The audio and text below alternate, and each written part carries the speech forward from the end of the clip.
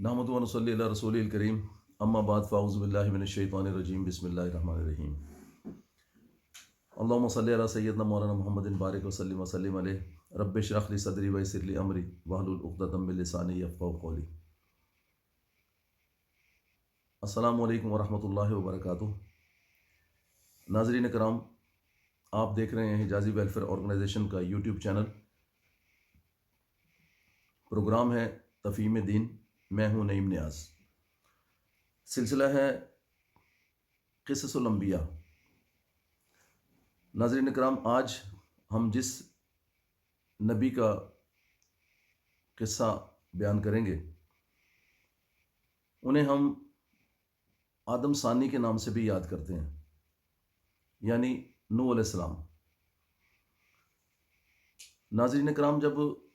हज़रत इदरीस अलैहिस्सलाम के कई सालों बाद उनकी नस्ल में से और औलाद में से जो नेक लोग थे, जब वो रहलत फरमाते गए तो शैतान मरदूद, चूँकि वो शुरू से ही इंसानियत का दुश्मन, बनी हुई इंसान का दुश्मन, उसने कौम के लोगों को ये कहकर वरगलाना शुरू कर दिया कि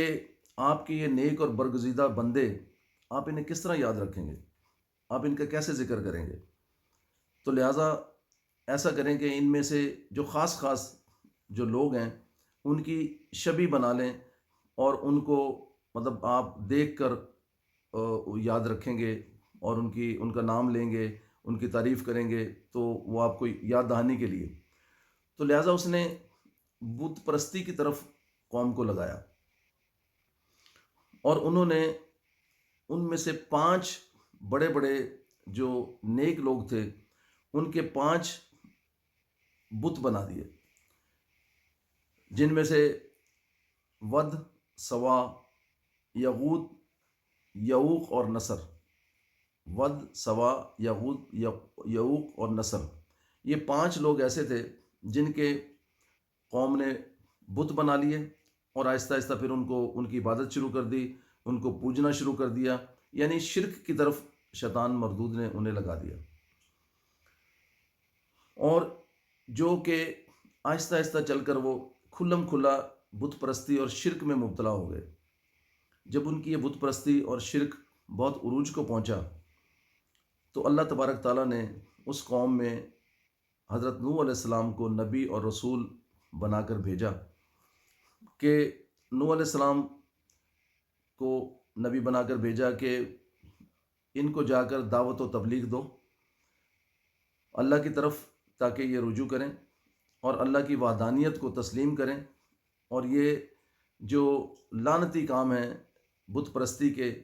और शिर्क के, इससे बाज आ जाए। नूह अलैहिस्सलाम ने ना रात देखा, ना दिन देखा, ना मजमा, ना इनफरादियत, हर जगह पे अल्लाह तबारक ताला की हम्द व सना बयान की, तबलीग की और उन्हें दावत व तबलीग के ज़रिए अल्लाह की तरफ जोड़ने की कोशिश की। लेकिन नाज़रीन कराम, 950 साल की अनथक मेहनत के बावजूद चंद लोग नूह अलैहिस्सलाम के साथ जुड़े और बाकी लोगों ने मुसलसल नबी का इनकार किया, उनका मजाक उड़ाया और उनको झुठलाया, हत्ता कि ताकत और दौलत के नशे में वो चूर होकर आपके ऊपर तरह तरह के इल्ज़ामात लगाने शुरू कर दिए उन्होंने और झुठलाना शुरू कर दिया और मजाक उड़ाना शुरू कर दिया। नूह अलैहिस्सलाम ने बहुत मेहनत की और कौम को अल्लाह की तरफ जोड़ने की कोशिश की, लेकिन जब हद हो गई और उनकी जो शिर्क जो उनका है वो उरूज पर पहुंच गया, तो फिर अल्लाह तबारक ताला ने उनकी तबाही का फ़ैसला कर लिया। नूह अलैहिस्सलाम को हुक्म हुआ कि ए नूह, तुम एक कश्ती तैयार करो और अपने मानने वाले और जो जानवर हैं, परिंदे जानवर, उनका एक एक जोड़ा और बाकी जो आप तुम्हारे ईमान लाने वाले और जानने वाले मानने वाले जो लोग हैं उन सबको उस कश्ती में सवार करो और अब अल्लाह का अजाब आकर रहेगा। नूह अलैहिस्सलाम ने जब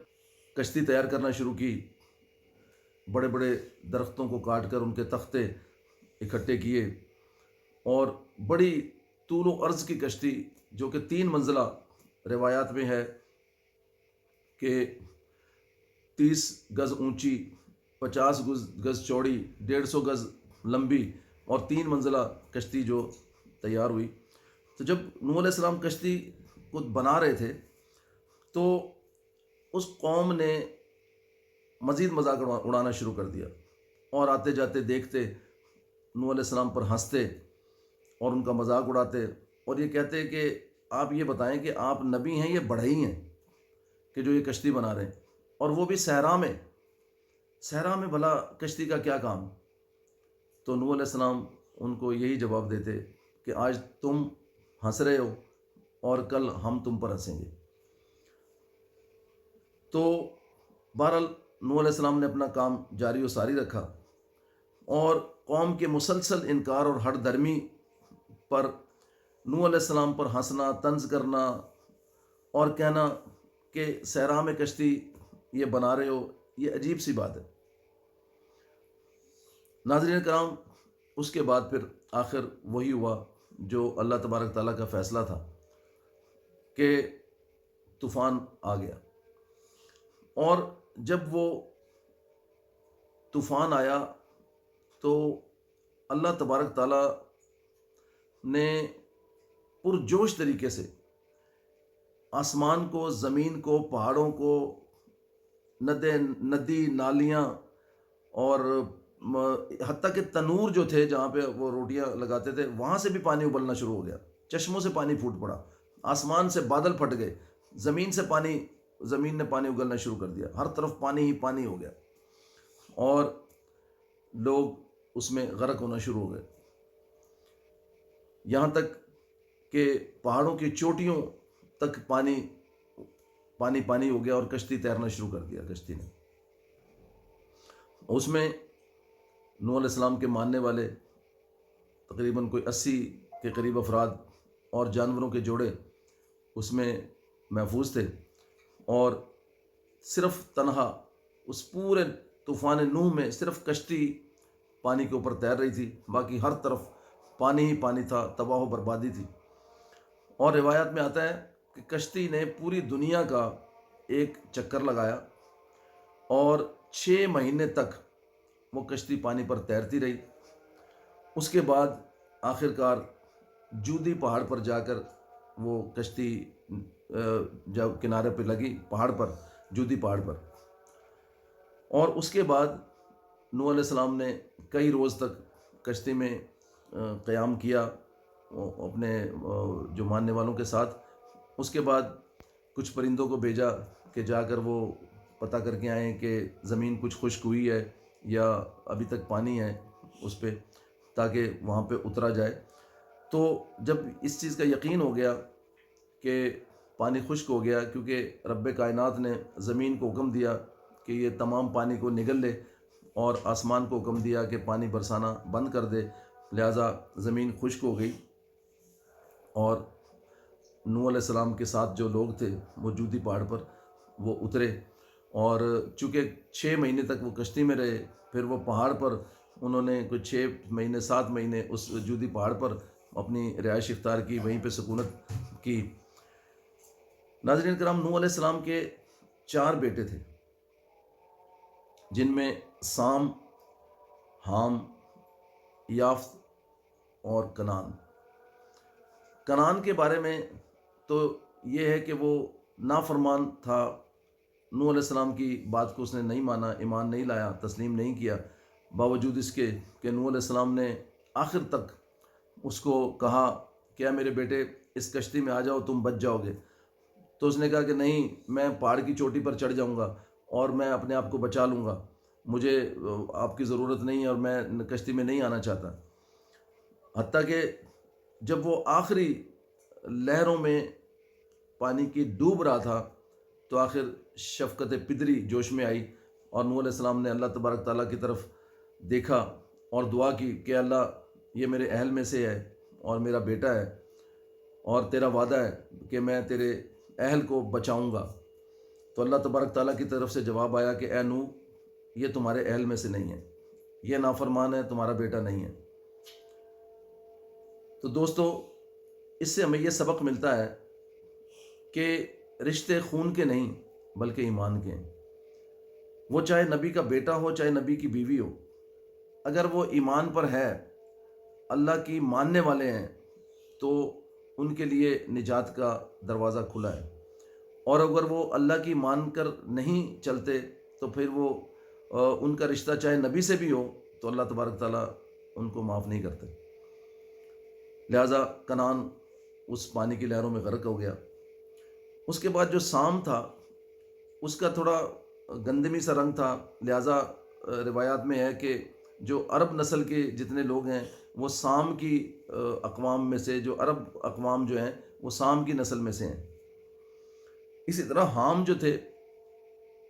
نوح علیہ السلام کا بیٹا حام، ان کا ذرا تھوڑا بلیکش تھا، پکا رنگ تھا۔ ان کے لیے کہا جاتا ہے کہ جو افریقی ممالک کی جو اقوام ہیں وہ حام کی نسل میں سے ہیں۔ اس طرح جو یہ یافس جو ہے، اس کے لیے کہا جاتا ہے کہ یورپی اور ایشیائی جو ہم لوگ اور یورپ کے جو لوگ ہیں ان کا رنگ جو تھوڑا صاف تھا، تو یورپین اقوام جو ہے جتنی بھی، وہ یافس کی نسل میں سے ہے۔ اور یہ تین جو بیٹے تھے، ان تینوں کی نسل سے اب اس وقت جو پوری دنیا جو قائم دائم ہے وہ ان کی نسل سے ہے، تینوں کی نا، کیونکہ کنعان تو وہ ظاہرہ غرق ہو گیا، تو باقی تین بچے تھے، تو ان تینوں میں سے چونکہ آدم ثانی کہا جاتا ہے نوح علیہ السلام کو، نوح علیہ السلام سے پہلے کی جتنی آدم علیہ السلام سے لے کر آدم علیہ السلام سے نوح علیہ السلام کے درمیان کوئی 1000 سال کا جو ہے وہ مسافت ہے، 1000 سال کا وقفہ ہے۔ اس کے بعد پھر اس وقت تمام اللہ تبارک تعالیٰ نے وہ کشتی کے جو لوگ تھے ان کو بچا کر باقی سب پورے روئے زمین پر نہ کوئی چرند، نہ پرند، نہ جانور، نہ کوئی انسان بچا، صرف وہ کشتی میں جو لوگ تھے، آگے سے پھر ان کی نسل چلی۔ ناظرین کرام، ہمیں اس بات سے یہ سبق ملتا ہے کہ صرف اللہ تبارک تعالیٰ کے ہاں تقوی، پرہیزگاری اور دین کا ایک رشتہ جو قائم ہے، اس کے اوپر اللہ تبارک تعالیٰ کا جو اپنے جو فیصلے ہیں وہ اسی کے اوپر ہوتے ہیں، نہ کہ رنگ و نسل یا حسب نسب یا کسی رشتہ داری پر۔ قوم نوح سے جو ہمیں پیغام ملتا ہے وہ یہ ملتا ہے کہ شرک ایک تباہی ہے، تکبر اللہ سے جنگ ہے، نبی کا انکار ہلاکت ہے،